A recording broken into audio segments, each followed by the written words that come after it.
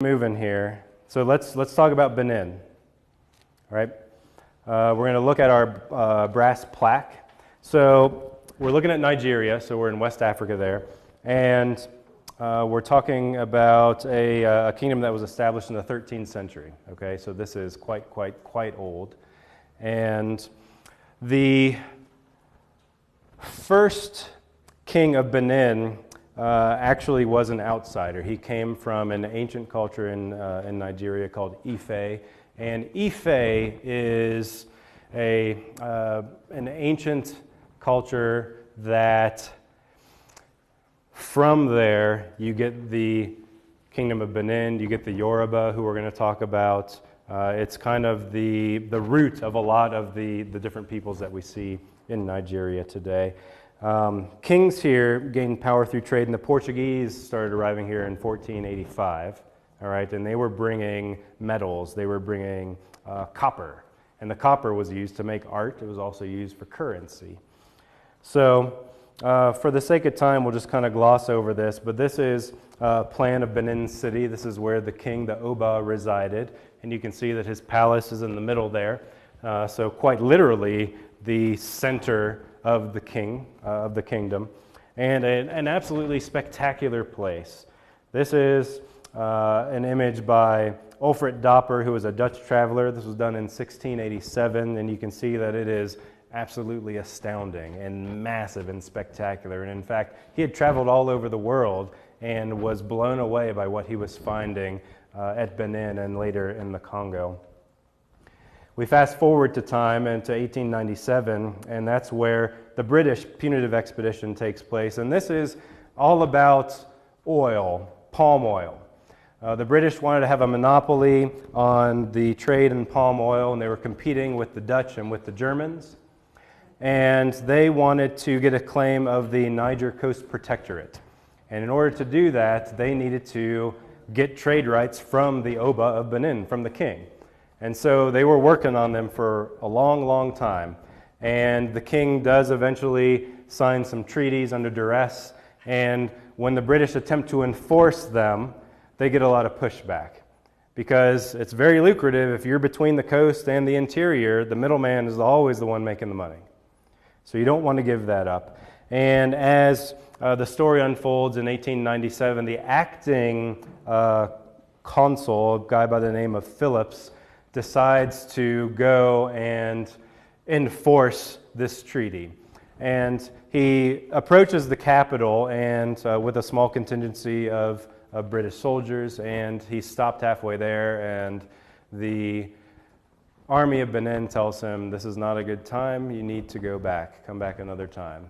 And being our kind of prototypical colonial, he's not going to be told what to do by some kind of a savage, so he continues on. He's warned again, he doesn't turn back, and then finally the warriors of Benin fall on his group and kill the majority of that contingency.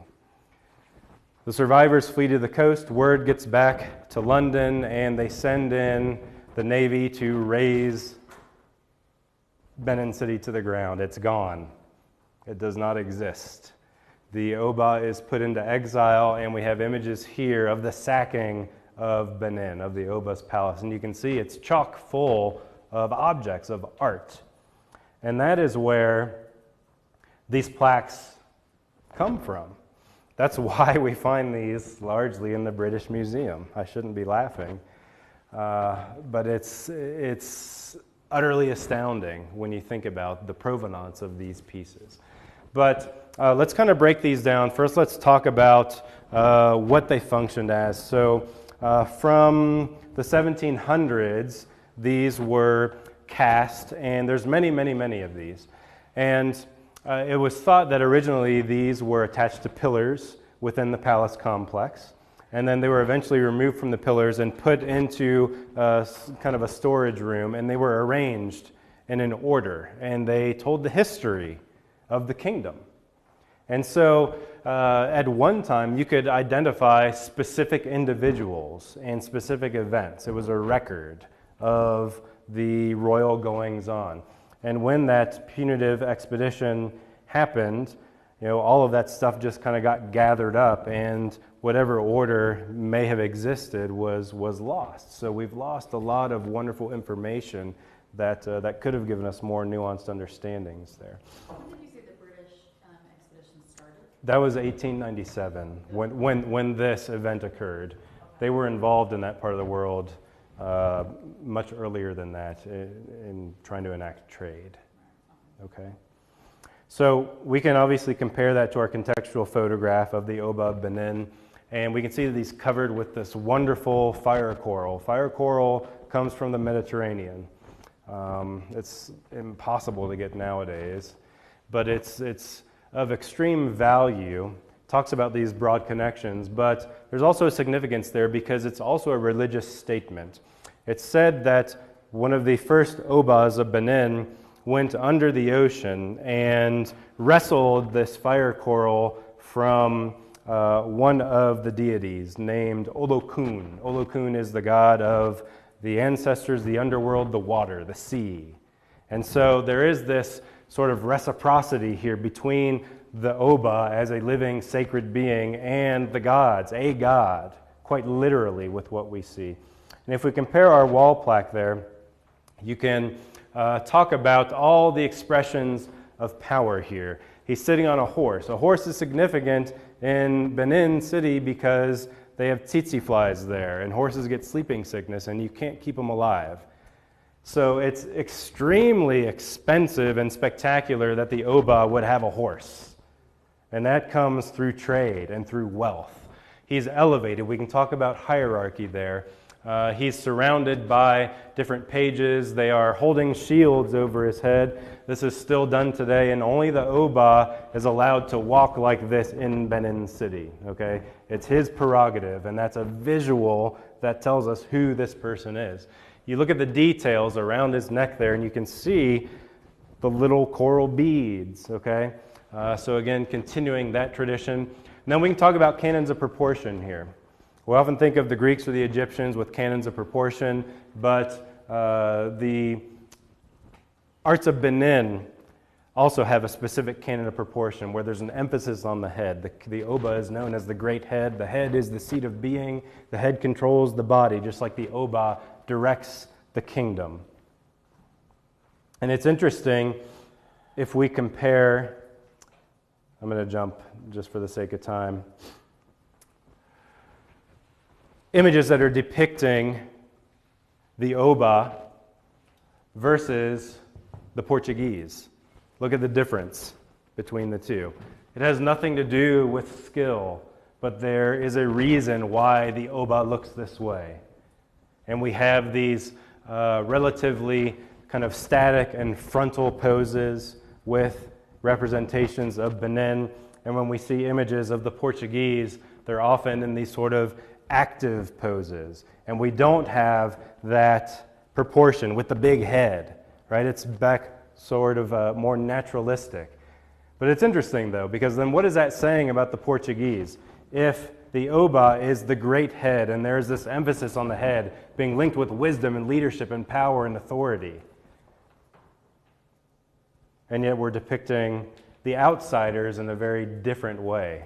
That's a powerful statement. It's a political statement. It's an othering, which is interesting when we see it from an African perspective. Kind of cool. I'm sorry, did you say that the image on the right was created by the Benin? Yes. Of the Portuguese? Mm-hmm. Last thing I'll say about these, if you look at all of these plaques, look at the background. You have these wonderful quatrefoils and these sort of floral patterns there. And what scholars have linked that to is that when the Portuguese came, they were good Christian people and brought their Bibles with them. And if you think back to illuminated manuscripts, and we have these wonderful decorations, often in the corners, that the artists in Benin kind of replicated that, took that idea and applied it locally. Broad example of these that are all very, very spectacular, but we have that canon of proportion that we can link with the Oba. We can talk about expressions of power with hierarchy. He's always the biggest person in there, He always has the most amount of stuff. He's surrounded by lots of individuals, sort of central position, just like his palace quite literally is in the center of the kingdom. Yeah. Usually there's like at least 4. Is that showing sub-chiefs and then sub-sub-chiefs? It is. So you can identify the different individuals here based on the accoutrements. So individuals having staffs and shields, being ranking officials.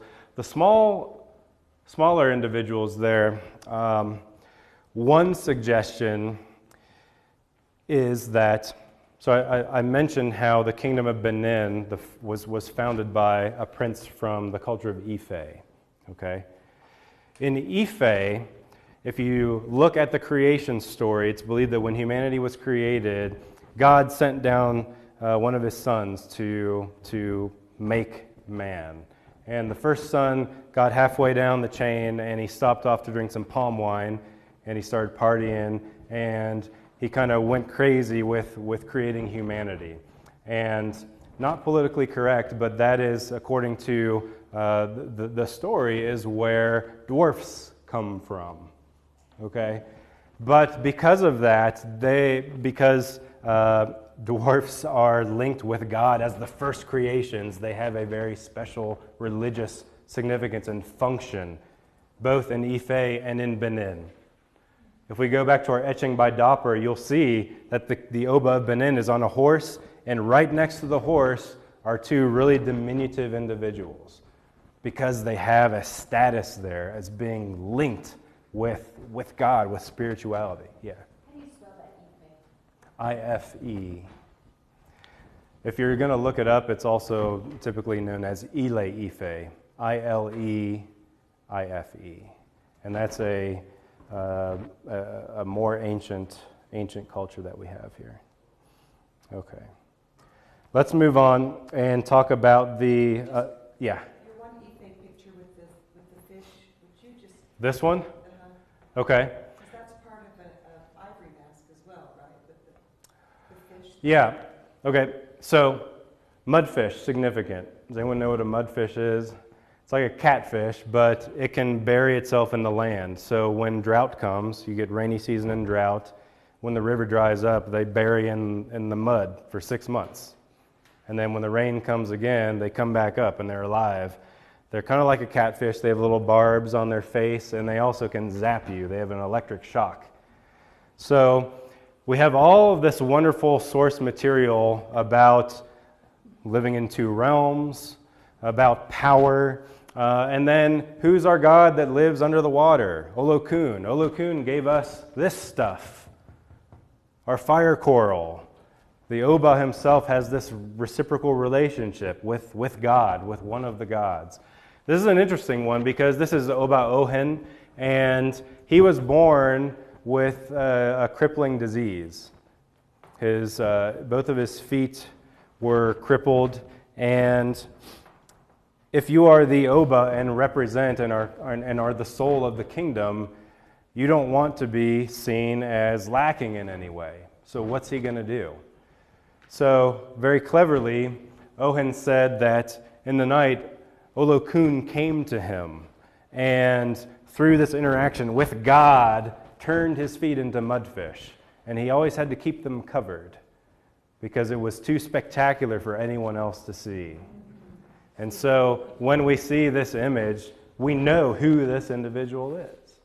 And then you're exactly right that we do see the mudfish represented on ivory hip masks and others because of that link with Olokun. And then think about this. The Portuguese, how do they get to Benin? The ocean. Who's the god of the ocean? Right. So then we start seeing these wonderful links of using Portuguese figures as a symbol of Olokun. These links with the water being linked with God and this sort of reciprocal relationship. All right?